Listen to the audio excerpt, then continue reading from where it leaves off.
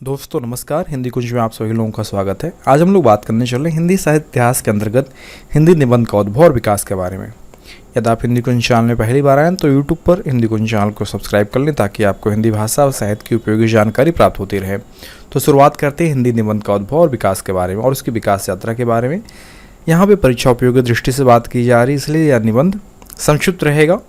यदि आप चाहें तो अपने विषय में और कुछ शब्दों को जोड़ सकते हैं। तो शुरुआत करते हैं। निबंध गद्य की एक प्रमुख विधा है। निबंध शब्द के निकटवर्तम पर्यायवाची शब्दों में लेख, संदर्भ, रचना, प्रस्ताव, आर्टिकल, कंपोजिशन, एशे और आलेख आदि शब्द हैं।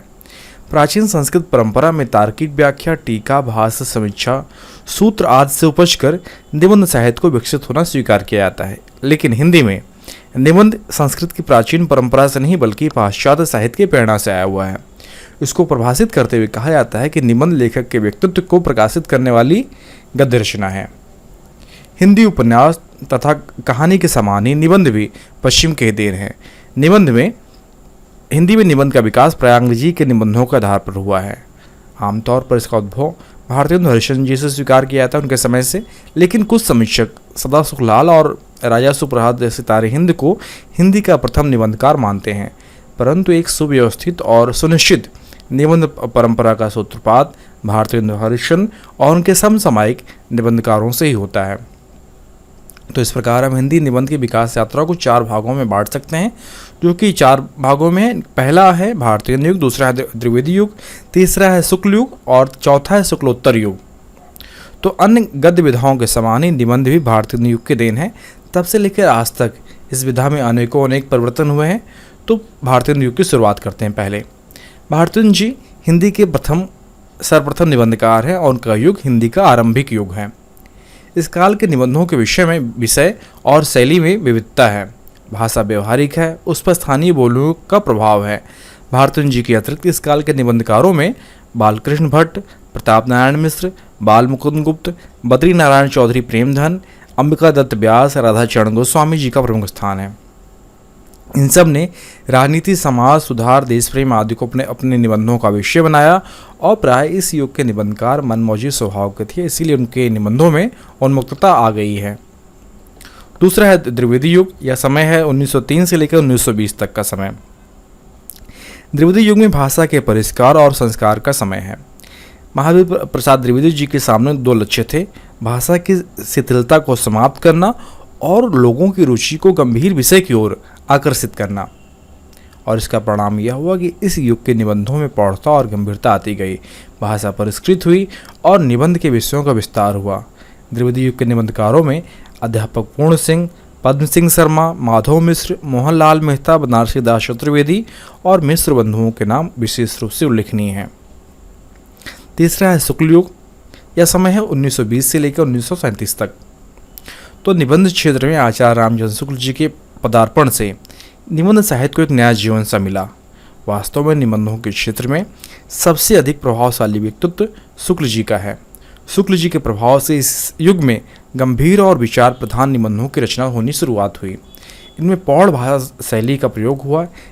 इस युग के अन्य प्रतिभाशाली लेखकों में डॉक्टर श्याम सुंदर दास, पीताम्बर दत्त बड़थवाल, संपूर्णानंद और गुलाब राय आदि का महत्वपूर्ण स्थान है। चौथा है शुक्लोत्तर युग।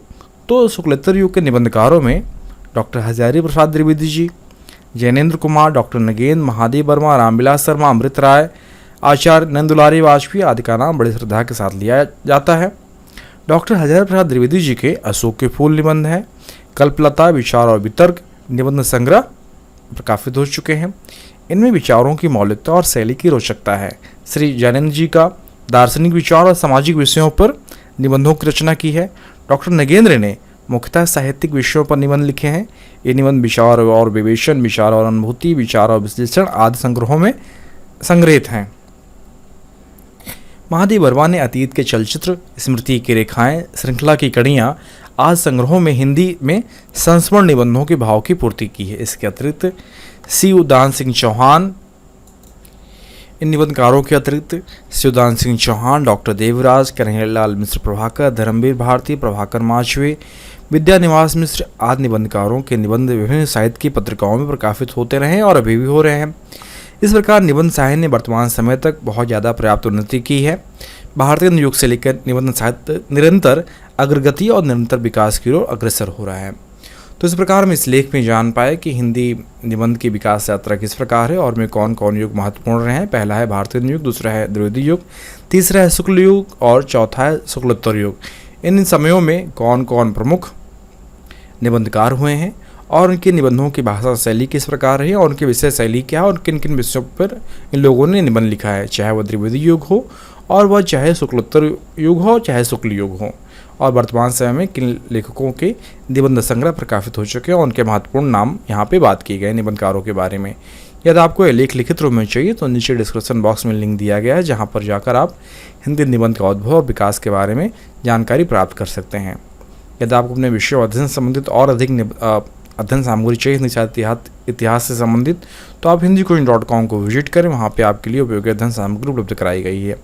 आशा करता हूँ कि वीडियो आपके लिए उपयोगी सिद्ध होगा। धन्यवाद।